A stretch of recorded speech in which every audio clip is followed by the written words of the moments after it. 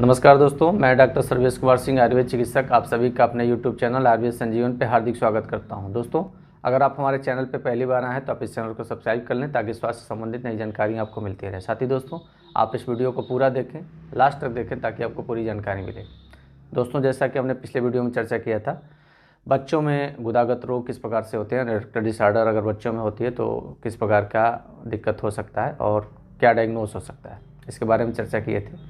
आज हम दोस्तों चर्चा करेंगे बच्चों में होने वाला जो कब्जियत होता है, क्योंकि गुदागत रोग ज़्यादातर बच्चों में जो भी आते हैं वो कॉन्स्टिपेशन की वजह से आते हैं। तो उस कॉन्स्टिपेशन को दूर कैसे करें, चिकित्सा कैसे करें जिससे आपके बच्चे का मोशन ठीक हो और उसको गुदागत रोगों से संबंधित कोई भी दिक्कत ना हो। तो दोस्तों आइए जानते हैं बच्चों में जो कब्जियत होती है कॉन्स्टिपेशन, उसकी चिकित्सा कैसे करें, यानी कि उसकी कॉन्स्टिपेशन को हम कैसे ब्रेक करें जो कब्जियत होने ना पाए। तो दोस्तों आइए जानते हैं इसके बारे में।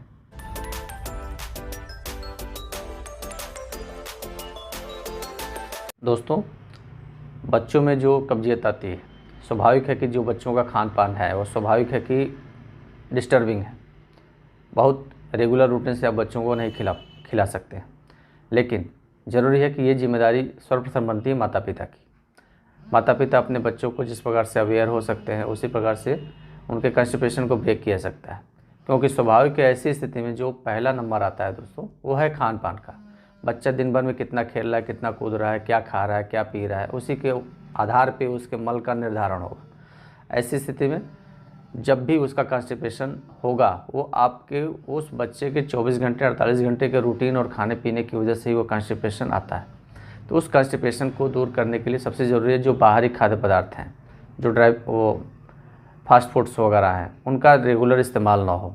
बच्चा भले जिद कर रहा है लेकिन आप उसका सेवन ना करें, उसको समझाएं। अगर वो रेगुलर खाएगा तो स्वाभाविक है कि ऐसी स्थिति में उसको पोषक तत्व भी कम मिलेंगे, जिससे कि उसकी सामान्य जो शारीरिक संरचना का जो विकास होता है वो भी अवरुद्ध होगा और कॉन्स्टिपेशन क्रिएट होगा। चाहे वो पैखाना दिन भर में एक बार जाए, 24 घंटे में एक बार जाए, 2 दिन पर एक बार जाए या एक दिन में 4 से 5 बार जाए, तो भी आप उसके पैखाने के रास्ते को ही इरिटेट होना है और वहाँ पे गुदागत रोग इरेक्टर डिसऑर्डर स्टार्ट हो जाते हैं। ऐसी स्थिति में बच्चे हैं, स्वाभाविक है कि जिद करते हैं, लेकिन उस जिद को पूरी तरह से मान लेना ये उचित नहीं है। उनको समझाना है, उनके हिसाब से, अपने हिसाब से आप उसको निर्धारित करें, उसके डाइट को निर्धारित करें, उसी हिसाब से उसको फॉलो करना है। यानी कि बाहर वाली जो भी चीज़ें हैं फास्ट फूड से संबंधित, उनका सेवन ज़्यादा ना हो, कम से कम। और बच्चे अधिकतर पानी नहीं पीते हैं, आपको पानी लेके दौड़ना पड़ेगा, बच्चों को बोलना पड़ेगा कुछ खाएं हैं तो उसके बाद पानी पी लें, क्योंकि जब जल की मात्रा कम रहेगी दोस्तों तो ऐसी स्थिति में भी कॉन्स्टिपेशन होता है। यानी कि भरपूर पानी पिलाएं, एक बार में आधा गिलास 100 ml 150 ml बच्चों को पानी ज़रूर पिलाएं। ख़ासतौर से कुछ खाने के बाद कुछ बहाने से उनको बुला करके पानी पिलाया जाए, लेकिन पानी की मात्रा बढ़ाई जाए। बच्चे पानी नहीं पीते हैं, ऐसी स्थिति में जब बच्चे पानी कम पिएंगे तो कॉन्स्टिपेशन होगा ही होगा। जब कॉन्स्टिपेशन होगा तो गुदागत रोग, पैखाने के रास्ते की समस्याएं ज़रूर आएंगी दोस्तों। ऐसी स्थिति में जो उनका आहार है वो थोड़ा सा फाइब्रस फूड होना चाहिए, जैसे कि रात में दूध हो, दिन में भी दूध बच्चे पीते हैं, ओट्स वगैरह हो, दलिया हो और कुछ हरे पत्तेदार सब्जियां हो। स्वाभाविक के बच्चे हरी सब्जियां, हरे पत्तेदार साग सब्जियां नहीं खाते हैं, लेकिन उनको कैसे न कैसे उनको खिलाना है, क्योंकि उससे मल का, उनके स्वरूप का निर्धारण होता है। अगर हफ्ते में एक दिन 2 दिन भी हरी सब्जी या साग खा लेता है बच्चा तो उसको हैबिचुअल कॉन्स्टिपेशन नहीं होगा। गाजर खाएं, ड्राई फ्रूट्स खाएं, ड्राई फ्रूट्स वाले भोजन बच्चों को जरूर देना चाहिए। अगर बच्चा ज़्यादा खेल कूद रहा है तो उसका कब्जियत हो जाएगा, क्योंकि एक्टिविटी ज़्यादा है। ऐसे में ड्राई फ्रूट्स में बादाम है, काजू है, काजू थोड़ा सा कॉन्स्टिपेशन करते हैं तो काजू की मात्रा को घटा सकते हैं। अखरोट है, मूंगफली है, इस प्रकार के जो नारियल है, नारियल की गरी है, नारियल का पानी है, इस प्रकार की जो चीज़ें होती है जिसमें अतिरिक्त स्नेह होता है तो ये मल को मुलायम करता है। तो जब मल मृदु बनेगा तो वो वहाँ पे पैखाने का रास्ते को रप्चर नहीं करेगा, इरिटेट नहीं करेगा और कॉन्स्टिपेशन नहीं होगा। बच्चा आराम से सोच लगेगा, बैठेगा, आराम से मोशन जाएगा। तो कॉन्स्टिपेशन ब्रेक करने के लिए ड्राई फ्रूट्स का सेवन हो और सोते समय दूध हो, या दूध में आप उसको मिक्स करके ही बना सकते हैं। और कहा गया कि मुहुर्मुहु, बच्चों का अम्मा से छोटा होता है, उनको भूख भी जल्दी रहती है और पेट भी जल्दी भरता है। ऐसी स्थिति में उनको एक बार में अधिक मात्रा में भोजन का सेवन न कराएं, कम से कम कहा गया कि हर 1.5 घंटे 2 घंटे पे उनको मुँह जुठा रहे, यानी कि थोड़ी थोड़ी मात्रा में उनको कुछ देना चाहिए। ऐसी स्थिति में उसका पाचन भी होगा और मल का निर्धारण भी सौम्य होगा। जब मल सौम्य बनेगा तो कॉन्स्टिपेशन की दिक्कत नहीं होगी और गुदागत रोग होंगे ही नहीं। और दोस्तों आता है मुनक्का। मुनक्का जैसे किशमिश होता है, किशमिश के दाने 10-20 दाने तक उनको पानी भिगो करके खिलाया जा सकता है, वैसे खिला सकती है। तो जब इस प्रकार की चीज़ें खाएगा बच्चा तो उसका मल कठोर नहीं होगा, सॉफ्ट होगा। गाजर है, मधुर रस वाली जो चीज़ें हैं खा सकते हैं।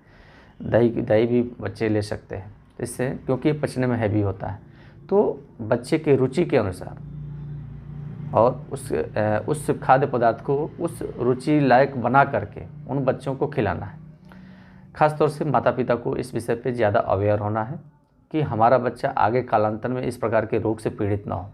आप पीड़ित हो चुके हैं, आपका बच्चा पीड़ित ना हो, क्योंकि ये जेनेटिकली भी जाता है। अगर आप परेशान हैं तो स्वाभाविक है को बच्चा भी आगे चल के कालांतर में गुदागत रोगों से ज़रूर परेशान होगा। लेकिन अवेयरनेस अगर स्टार्टिंग से ही रहेगी, हम उसको जज करेंगे, बाकी जब बच्चा बड़ा होगा तो अपने हिसाब से उसको मैनेज करेगा ही। लेकिन शुरुआत में ही माता पिता की ज़्यादा जिम्मेदारी बनती है। तो कॉन्स्टिपेशन को ब्रेक करने के लिए दोस्तों प्रोटीन ठीक होना चाहिए, पानी की मात्रा भरपूर हो, ड्राई फ्रूट्स सलाद वाली चीज़ें ज़्यादा रहें, दलिया रहें, सात्विक चीज़ें ज़्यादा रहें। बच्चों को बहुत ज़्यादा नॉनवेज वगैरह खिलाने का प्रयास ना करें। कम से कम 12 साल के ऊपर का हो जाए तभी उसको हल्के फुल्के नॉनवेज वगैरह की चीज़ें खिलाई जा सकती हैं, ऐसे में नहीं खिलाना है। और सबसे महत्वपूर्ण है दोस्तों, बच्चों में एक रूटीन की आदत डलवाएं कि शौच गया कि नहीं गया। शौच कल गया था, परसों गया था, ये ध्यान नहीं दिया, नहीं गया नहीं। हर 24 घंटे में हर प्रतिदिन जो है सुबह ही उसके रूटीन का मोशन का रूटीन बनाया जाए कब्जियत ब्रेक करने के लिए। और सुबह उठे उसको भी, बच्चों को भी थोड़ा सा पानी गुनगुना पिला दें, जिससे कि पैखाना लगे और शौच में जाए, बैठे आराम से शौच करे, पैखाना साफ़ हो जाए। ऐसी स्थिति में उसको कब्जियत जब रेगुलर नहीं होगी, कॉन्स्टिपेशन नहीं होगा, तो कांखे ना, कभी कभी उनके शौच पे जाके ध्यान देना, शौच के रास्ते पे। खासतौर से जब वो टॉयलेट में जाता है बच्चा तो आपको वहाँ जाना है, उनको देखना है मल का स्वरूप कैसा है। जो फर्स्ट टाइम जो क्रॉस आउट होता है मल, वही रप्चर करता है एनल कैनाल को। ऐसी स्थिति में बच्चा वहाँ पे, जैसे मान लीजिए कि बच्चे को खेलने जाना है, कहीं निकलना है, बच्चे को हम जल्दी भेजें, जाओ जल्दी से मोशन कर लो, नहीं, वहाँ पे करना आराम से करें। हाँ, ज़्यादा देर नहीं बैठे, कभी कभी बच्चे ज़्यादा देर तक बैठ जाते हैं, वहाँ पर भी एनोरेक्टल डिसऑर्डर स्टार्ट हो जाती है। आराम से बैठे 5 मिनट 7 मिनट जो भी हो, क्योंकि अगर मोशन आहार ठीक रहा है तो पैखाना उसका ज़्यादा देर रुकेगा ही नहीं, क्योंकि उसकी गति ऐसे ही सरकने वाली रहती है, वो आराम से सरक के हो जाए। तो सबसे ज़रूरी है दोस्तों, बिना किसी औषधि के, केवल उनके रूटीन को ही मैनेज करके उनकी चिकित्सा कॉन्स्टिपेशन को ब्रेक किया जा सकता है। किसी भी औषधि की, अदर औषधि की आवश्यकता नहीं पड़ती है बच्चों में जो हमारे पास आते हैं। ऐसी स्थिति में बिना किसी औषधि के वो बच्चे जो हैबिचुअल कॉन्स्टिपेशन वाले हैं वो भी रूटीन के मैनेज होने से ही ठीक हो जाते हैं।